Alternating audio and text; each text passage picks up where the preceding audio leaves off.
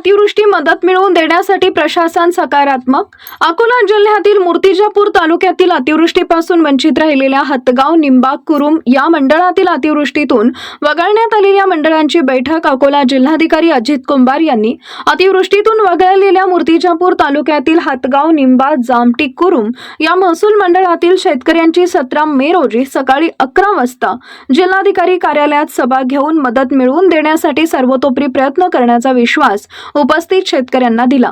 या शेतकऱ्यांच्या मागणीकडे जिल्ह्याचे पालकमंत्री व कामगार मंत्री आकाश फुंडकर हे शेतकऱ्यांना न्याय मिळवून देण्यात कितपत यशस्वी ठरतात याकडे मूर्तिजापूर तालुक्यातील निंबा, हतगाव, कुरुम या मंडळातील अतिवृष्टीत वंचित शेतकऱ्यांचं लक्ष लागलं आहे।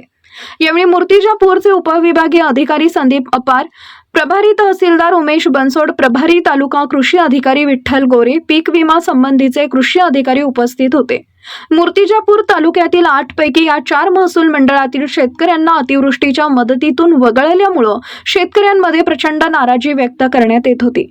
परिणामी प्रगती शेतकरी मंडळाचे अध्यक्ष राजूभाऊ वानखडे, स्वाभिमानी शेतकरी संघटनेचे कैलास साबळे, भारतीय किसान संघाचे राहुल राठी यांनी 1 मे पासून मूर्तिजापूर इथं हायवे क्रमांक 53 वर रखरखत्या उन्हात अन्नत्याग आंदोलन करणार असल्याचं निवेदन प्रशासनाला दिले होते।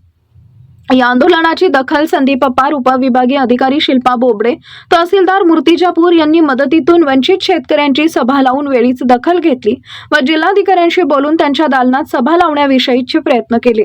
त्यामुळे जिल्हाधिकाऱ्यांच्या सभेपर्यंत आंदोलन पुढे ढकलण्यात आले।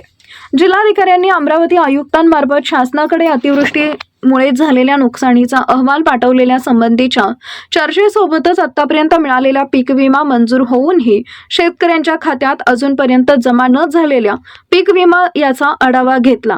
आम्ही सर्व शेतकऱ्यांसोबतच असून वगळलेली अतिवृष्टीची मदत मिळावी याकरता पालकमंत्री आकाश फुंडकर यांच्याशीही आजच चर्चा करून मदत मिळवून देण्यासाठी सर्वतोपरी प्रयत्न करतो असं आश्वासन त्यांनी यावेळी दिले।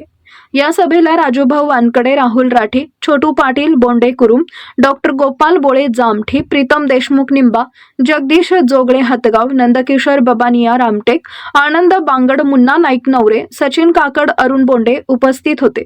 या सभेमुळे मदत मिळण्याच्या आशा पल्लवित झाल्या असल्याची प्रतिक्रिया उपस्थित शेतकऱ्यांनी दिली।